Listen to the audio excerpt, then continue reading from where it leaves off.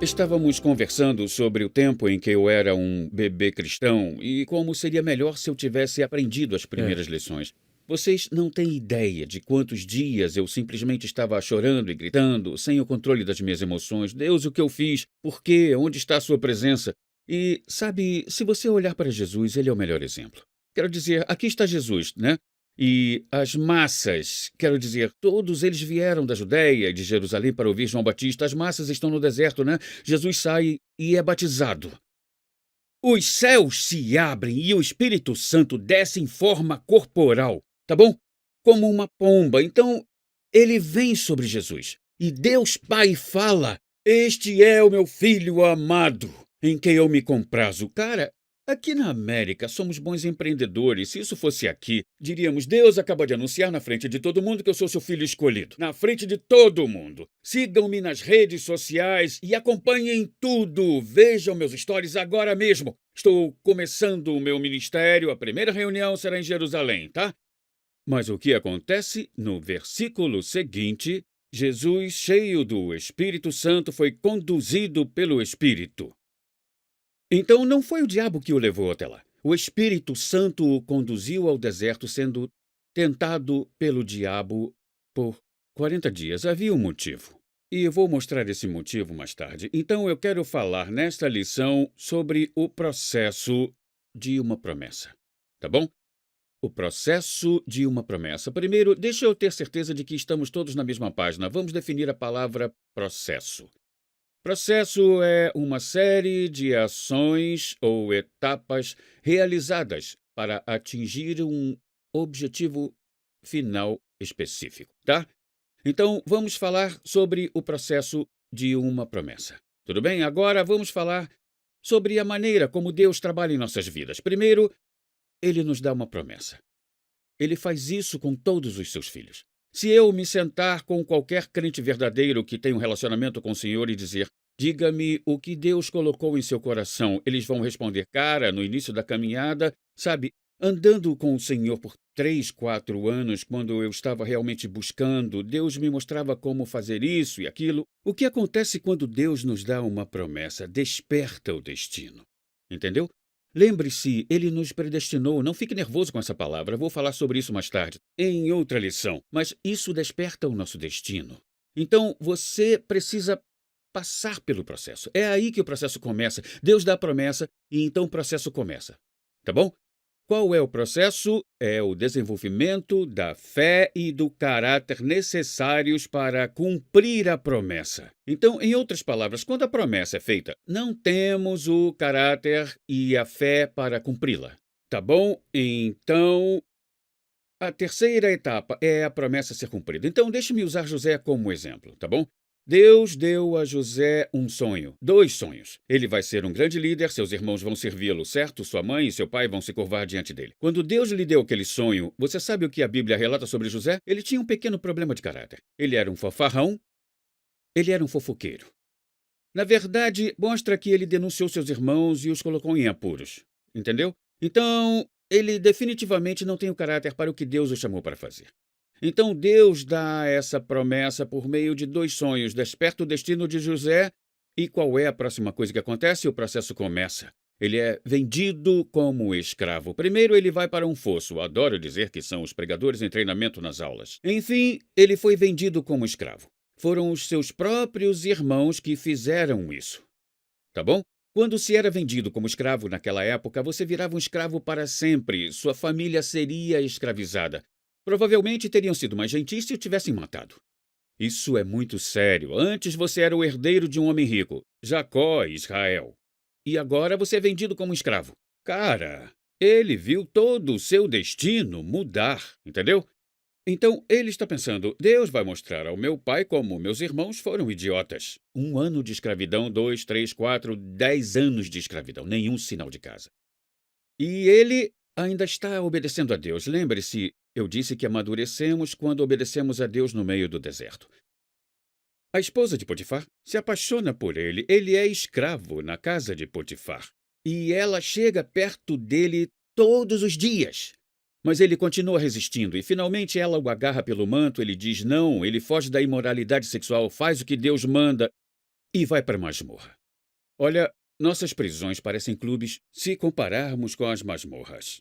Ele está nesta masmorra agora.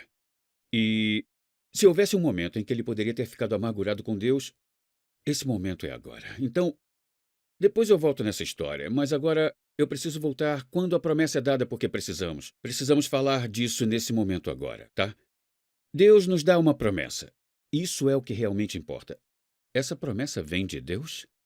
Eu quero falar 5 coisas para você identificar se é uma promessa de Deus, tá bom? Primeiro, está de acordo com as Escrituras? Ok? Se for contrário às Escrituras, jogue fora a promessa. Não é de Deus. É o inimigo tentando afastar você, tentando tirar você da vontade de Deus. Em outras palavras, Deus não vai lhe fazer uma promessa de se casar com uma pessoa quando você já está casado com outra. Entendeu? É disso que eu estou falando. Saia disso, isso é o inimigo. Diga, saia da minha frente, lide com o diabo como Jesus o tratou. Está escrito, tá bom? Então fale a palavra de Deus. Número 2, essa promessa é maior do que você, ok? Uhum. Se você pode cumprir essa promessa, não é de Deus. A razão para isso é que a promessa que Deus tem para a sua vida é sempre maior do que a sua capacidade. Porque senão, ele teria que compartilhar sua glória conosco.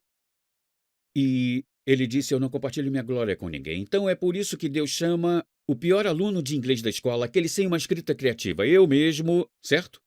Pior matéria. Acertei 370 no SAT. SAT em inglês. Choice. Acertei mesmo. Tô falando sério. Então, em minhas viagens, só conheci uma pessoa com pontuação menor do que a minha. Deus diz, escreva. E eu fico, o quê? Você pegou o garoto errado, tá? E eu não fiz nada por uns 10 meses, até 2 mulheres de 2 estados diferentes me dizerem, se você não escrever quando Deus disser para escrever, ele vai dar a mensagem para outra pessoa. Eu teria perdido. Quer saber?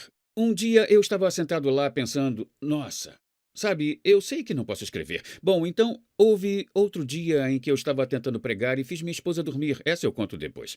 Mas o negócio é o seguinte, o que ele fez por mim foi me fazer perceber que não posso fazer nada sem a sua Isso é graça, bom. sem a sua força em Uhum. minha vida, Certo. certo? E isso ele fez porque eu estou aqui dezenas de milhões de livros depois. Eles são em 108 idiomas. E as pessoas sempre dizem, você é um ótimo autor. E eu digo, não sou não. O motivo pelo meu nome estar naquele livro é porque eu fui o primeiro a lê-lo. Sabe, eu sei que foi ele Sim. que fez isso. O sonho era muito maior do que minha capacidade. Número 3. A realização deste sonho beneficia só você ou outras pessoas? Se isso beneficia só você, então é melhor você verificar isso direito, tá bom? Se você olhar, o profeta Natã vai até Davi em 2 Samuel, isso é incrível. Ele diz, agora, portanto, assim você deve dizer ao meu servo Davi. Assim diz o Senhor dos Exércitos, eu te tirei do aprisco de seguir as ovelhas para governar o meu povo sobre Israel. Isso é incrível, né? Mas se você for, segundo Crônicas 14, você terá uma pequena visão interessante. E Davi passou por um deserto. Olha para a humildade dele. Davi percebeu que o Senhor o havia confirmado como rei de Israel e abençoado grandemente seu reino por amor de seu povo Israel. Então, porque eles passaram por esse deserto de 14 anos, eles tinham aquele caráter. Ele percebe que Deus fez isso por causa do seu povo. Então, as pessoas ficam, nossa, seus livros estão com 108 idiomas, estão na casa das dezenas de milhares. Eu sei que Deus fez isso por causa do seu povo. Isso é ótimo. Sim. Ok? Uhum. Eu era apenas o burro que ele escolheu para continuar cavalgando, entende o que eu digo? Aham. Davi tinha uma compreensão disso. Quarto, o seu sonho foi confirmado pela liderança?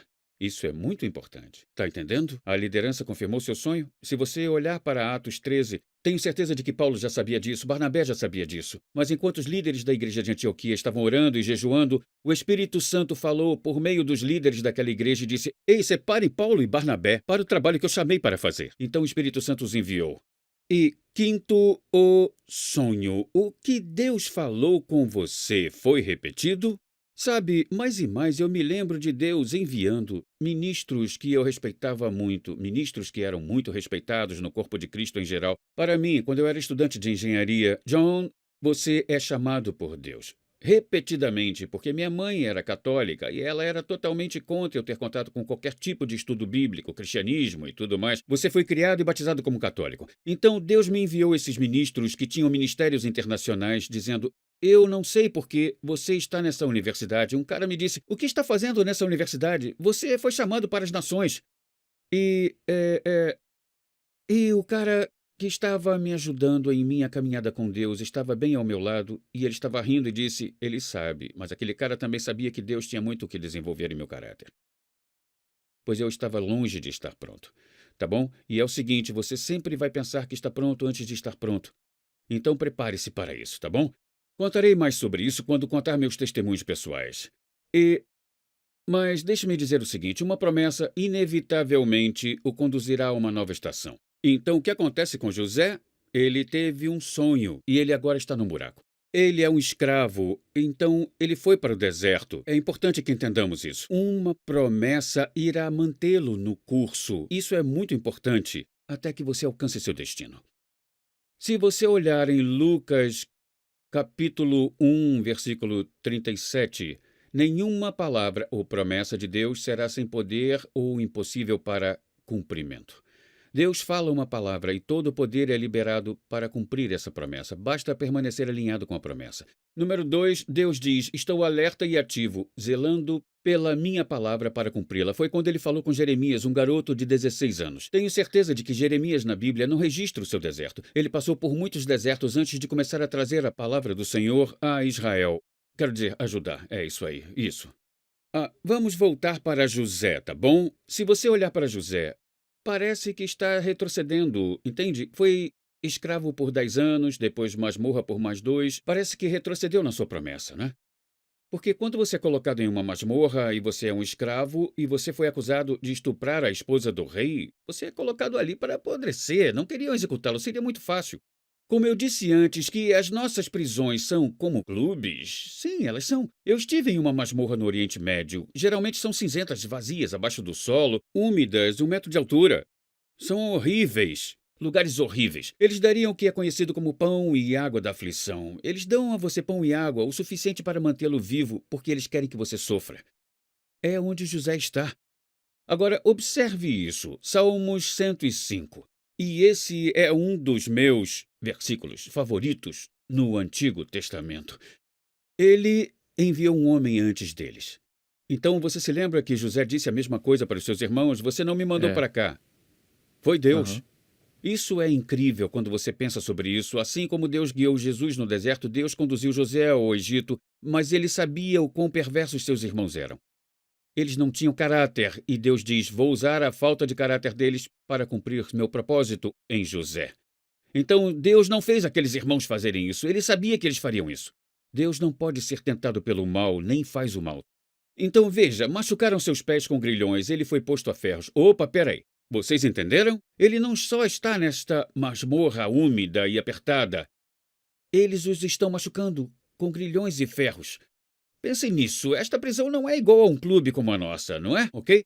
Então veja isso. Até ele foi colocado naquelas correntes e grilhões. O tempo em que sua palavra se cumpriu, a palavra do Senhor o testou. Vou deixar aqui aberto, pois há muito aqui que não conseguimos ver. Temos que ir para a língua original. Sua palavra em hebraico é dabar, entendeu? O que significa palavra falada ou discurso, o que basicamente é a promessa pessoal dada a José, ok?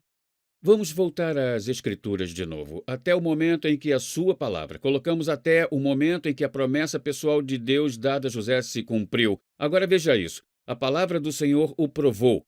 Qual é a palavra do Senhor aí? É a palavra hebraica diferente que significa palavra de Deus. É como o Salmo 19, palavra do Senhor, ok? Ok? Você verá essa palavra com mais frequência no Salmo 19 do que em qualquer outro lugar. É a escritura que temos, a palavra de Deus. Então, a palavra do Senhor o provou. Como assim? Ele ainda obedece a Deus em meio a isso tudo. Tá bom? Veja isso.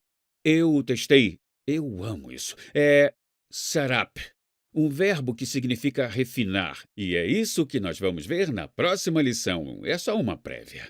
Provar. Essa palavra descreve o processo de purificação de um refinador, que aquece o metal, tira a escória e fica com uma substância pura. Tudo bem?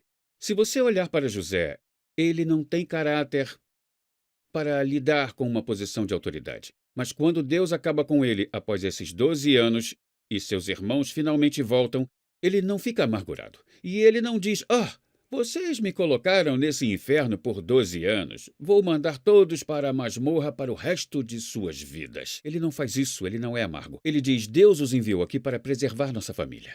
Se perceberem quando seus irmãos vieram ao encontro dele, a Bíblia diz isso. Eu amo isso. Então José se lembrou do sonho que tinha sonhado com eles. Agora eu quero deixar isso bem claro. Essa palavra hebraica não significa igual falamos em inglês. Oh, yeah! Eu lembro disso. Eu tive um sonho há 5 anos. Não é isso que ela significa. Essa palavra lembrar significa você tem que manter isso em sua mente o tempo todo. Deixe-me usar um exemplo diferente. Em Gênesis, capítulo 8, versículo 1. Então Deus se lembrou de Noé. Deus não disse, não, acabei de inundar a terra, eu tenho um cara lá embaixo em um barco, vou ter que fazer alguma coisa. Não, Deus manteve em sua mente o tempo todo o que estava acontecendo. Ok? José manteve o tempo todo em sua mente. No tempo de escravo, na masmorra, Deus me fez uma promessa, meus irmãos virão e se prostrarão diante de mim. E eles fizeram. Então veja que quando você guarda a promessa, você cumpre seu destino. Ok? Então, eu só quero te dar alguns conselhos aqui. Número 1, permaneça no processo e abrace-o. Tiago, capítulo 1, versículo 4 diz, portanto, não saia de nada prematuramente. Deixe-o. Fala das provações. Fazer o seu trabalho para que você se torne maduro e bem desenvolvido, não deficiente em forma alguma. Então, agora se lembre do motivo, pois Deus vai cumprir o que começou. Se você olhar para Filipenses, eu amo essa escritura, é a tradução da paixão. Estou totalmente convencido de que aquele que começou esta obra gloriosa em você continuará fielmente o processo de amadurecimento por meio da sua união com ele e o completará. Deus irá completar.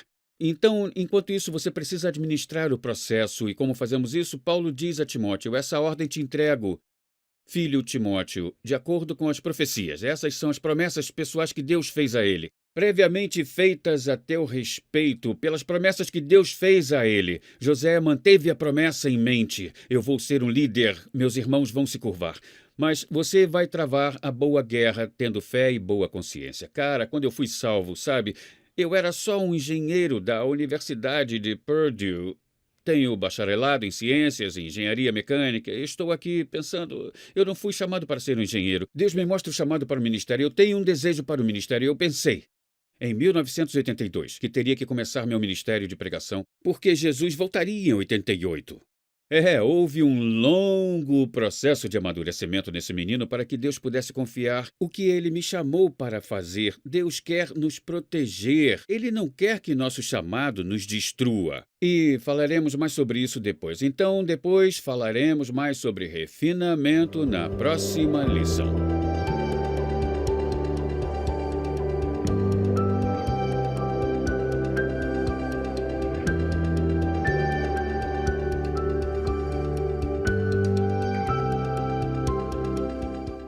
Apresentando Messenger X, uma nova plataforma de downloads e streaming de vídeo. É uma biblioteca digital completa com cursos de discipulado de John e Lisa Bevere, incluindo aulas em vídeo, audiolivros, e-books, filmes curtos, bíblias e mais. Essa nova plataforma pode ser usada em todos os seus dispositivos e é completamente grátis em mais de 111 idiomas. Discipulado para todos em todo lugar. Baixe o aplicativo e vá para messengerx.com.